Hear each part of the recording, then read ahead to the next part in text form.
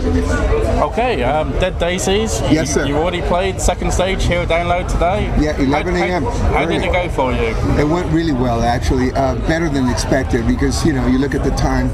For me, specifically, I've been here a few times, playing on the big stage later on. And so you look at the, 11 a.m. on Sunday, you're going, aren't people going to church? No, just kidding. But so you have a little reservation, but honestly, it was overwhelming. To hear the fans singing your lyrics, it's a good sign. So we had a blast. It was short, it was 25 minutes, but we're setting it up for next year, hopefully, and we're working hard to get there. So, and we need your support, cats like you and the fans, and that's what it is. Yeah, exactly. Say 11 o'clock, the Sunday morning. People, particularly on Sunday morning, because everyone's hungover. After 3 days. Yeah. Well, not only the night before, they've been here for a few days, and they've heard some of the best music on the planet, and they've heard some of the best favorite bands and all that. And it's like Sunday's the last day, but it was really we had quite a few folks out there. Didn't count them. I didn't have enough time on stage, but I would say it was up there.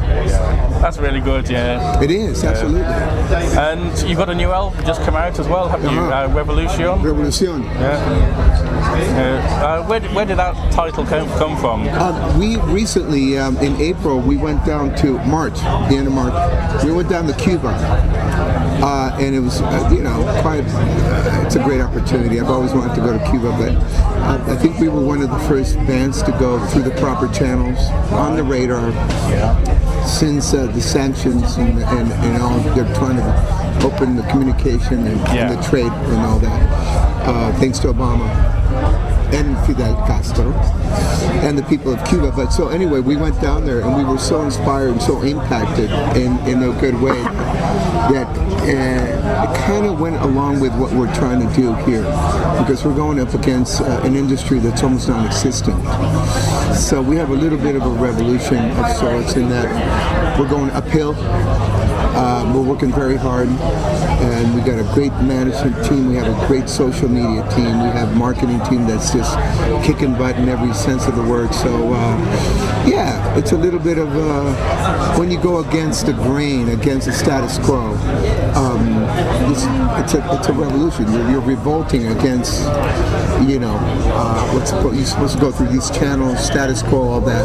But we're doing it the hard way. We're earning it. So the seed was planted there, and then the fact that we started the recording process in Cuba, and we actually had some of the Cuban artists record with us, and then we came to Sydney. I started to finish the album. So when management and marketing presented the idea, we all went, it sounds like a great one, and so we went with it 100%.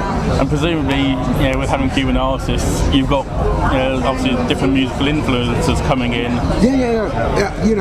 I'm a big fan of Afro-Cuban rhythms. I'm a big fan of percussion, and if you really listen to your favorite bands from way back, there's always some kind of Stones, Beatles, Zeppelin. There's always some kind of Afro-Cuban, Mediterranean rhythms going underneath, because it adds a beautiful color and a beautiful rhythm.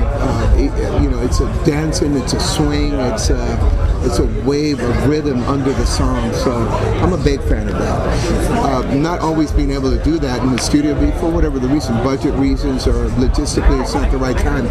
But we were right in the middle of Afro-Cuban, the birth of Afro-Cuban rhythms, and so we took advantage of it and came out really well, man. Yeah. It must be nice for you guys as well, because you're able to do something a little bit different. Having that freedom to say, actually, not many people do this, so let's do this. And I got to say, it was really generic. It wasn't something that was planned. When you're in the creative process, and I'm a firm believer of this, the creative process, you got to let it happen. You know, unfortunately, we always tend to kind of get in our own way, and the location, the fact that we were there, trying to make a difference, trying to bring something to the land of Cuba and the people in it, and so we let it happen. We kind of got out of the way. Management brought the idea up, and we, yes, of course, we embraced it.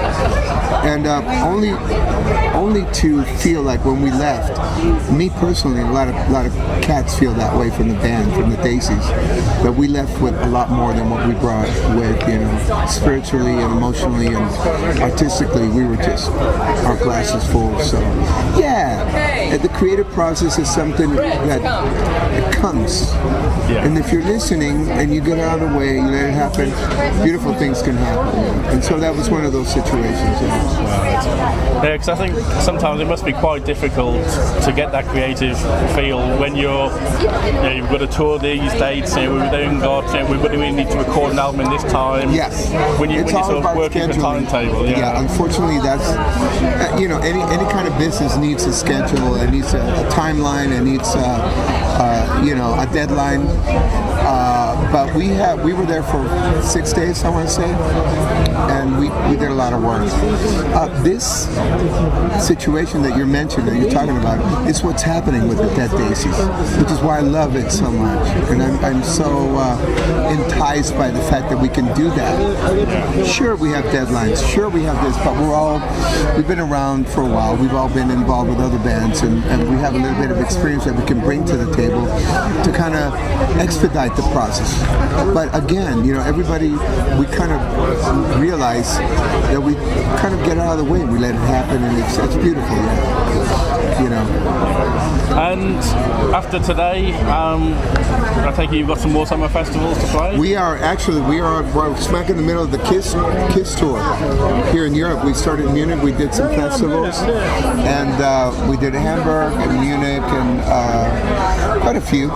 Vienna, we did Vienna, Rock in Vienna, big festivals, and so we're finishing off now for the next 10-11 days with Kiss in Europe. We finish off in Spain, and then we take a little break, well deserved, and then we reconvene back in at the end of September, back with Kiss in Australia and New Zealand, and then we'll do the Kiss cruise, and then we're back here, and I'm excited about this. We're back here in Europe with Whitesnake.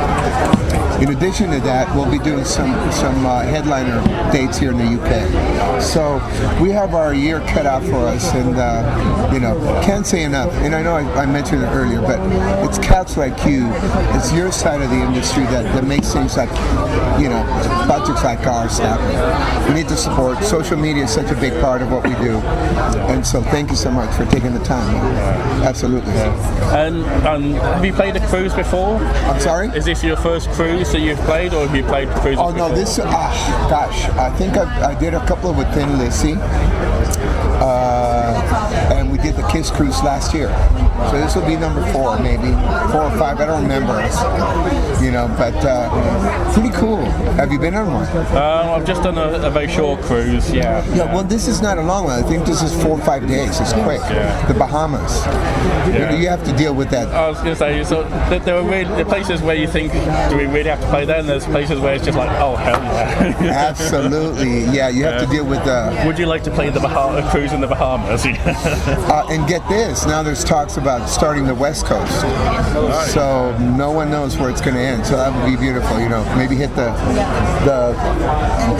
Mexican, Riviera, the Maya Riviera, and or Hawaii. So I think it's a good idea for the fans in particular because it's affordable.